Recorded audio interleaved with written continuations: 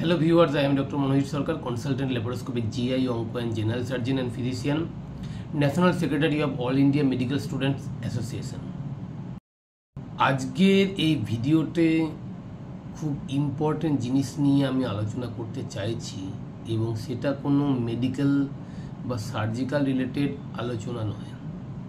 এটা এমন একটা আলোচনা যেটা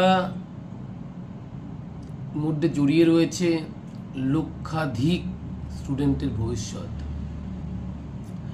নিট ইউজি পরীক্ষায় যা ঘটনা আমরা আগে শুনেছি সেটা আমি পূর্ববর্তী ভিডিওতে আলোচনা করেছি।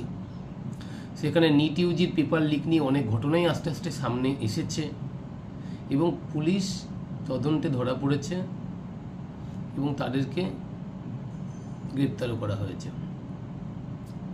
এখন ব্যাপারটা হলো নিট ইউজির এই পেপার লিকের ঘটনাকে কেন্দ্র করে মিনিস্ট্রি অফ হেলথ মোটামুটি বলা চলে পরীক্ষার 12 ঘন্টা আগে টুইটারে একটা টুইট করে বলে যে নিট ইউজির এরকম ঘটনার জন্য নিট পিজি পরীক্ষা অনির্দিষ্টকালের জন্য পোস্টপোন করা হলো।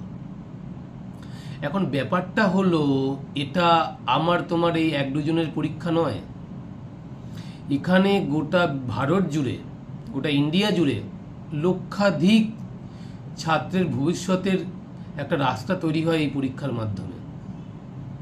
মেডিকেল সায়েন্সে নিট পিজি পরীক্ষা দিতে হলে মোটামুটি 19টার মতন সাবজেক্টের প্রিপারেশান নিয়ে পরীক্ষায় বসতে হয় এবং সেই প্রিপারেশানটা ভয়ানক কঠিন।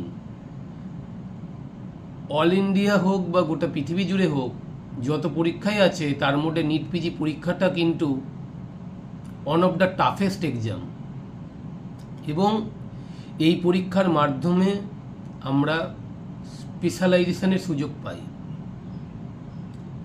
কিন্তু পরীক্ষার 12 ঘন্টা আগে মিনিস্ট্রি অফ হেলথের তরফে জানানো হয়েছে পরীক্ষা পোস্টপোন করে দেওয়া হয়েছে।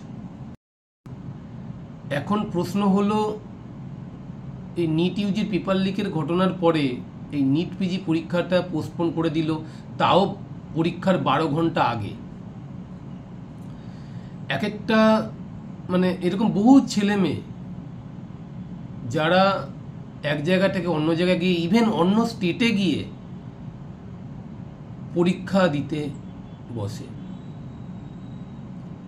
কিন্তু মিনিস্ট্রি অফ হেলথ কোনো রকমের তোয়াক্কা না করেই 12 ঘন্টা আগে অ্যানাউন্স করে দেয় যে পরীক্ষা পোস্টপোন।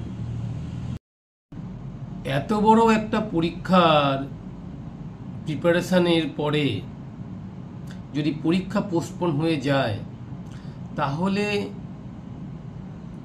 ছেলে মেয়েদের মনের মধ্যে কীরকম প্রভাব পড়ে তা তাদের থেকে ভালো আর কেউ বুঝতে পারবে না। তাই জানি না এর পরবর্তীকালে কি হবে, আগামী প্রজন্মের কাছে কি হবে।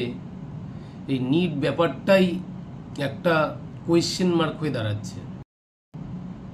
এখন এনটিএ হোক বা এনবিই হোক, এত ছেলে মেয়ের ভবিষ্যৎ যে পরীক্ষার মধ্যে দিয়ে জুড়ে রয়েছে সেই পরীক্ষাটা হঠাৎই বন্ধ হয়ে যাওয়াটা একদমই মেনে নেওয়া যায় না এবং আগামী কয়েকদিনের মধ্যে আমরা বিভিন্ন অর্গানাইজেশন হোক বা কিছু অ্যাসোসিয়েশন হোক আমরা এটার প্রোটেস্ট করব। আমি ডেফিনেটলি থাকবো সেখানে। আর এই ভিডিওটা আপনারা যতটা পারবেন শেয়ার করে দেবেন। ধন্যবাদ।